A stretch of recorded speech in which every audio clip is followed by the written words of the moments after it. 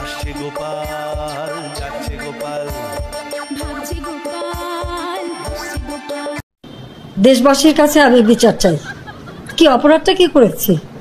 আর এইভাবে মায়ের কোল খালি হোক এটা আমি চাই না, কারণ আমি তো বাবা মা সব হারিয়েছি। আমি তো জানি হারাবার ব্যথা কত কষ্ট।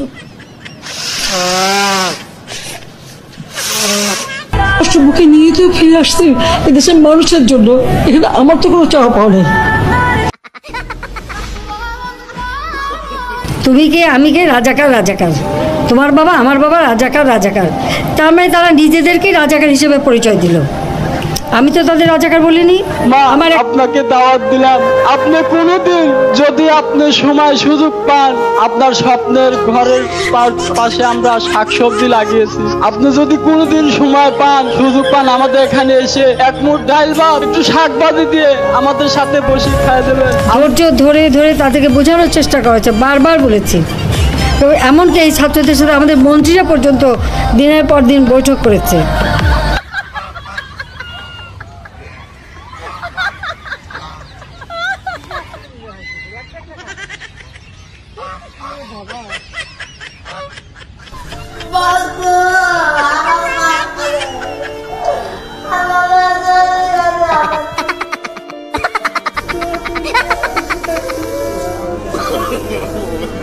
No.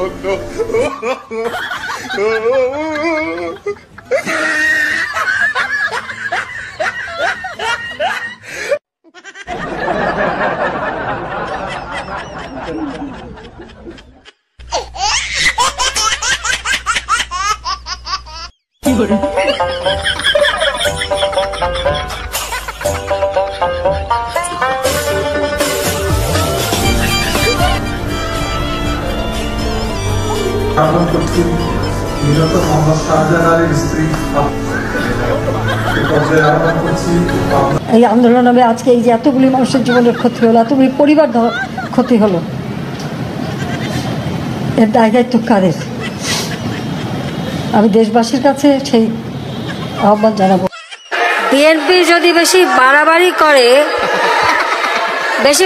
করলে আবার জেলে পাঠিয়ে দেবো, কোনো চিন্তা নেই।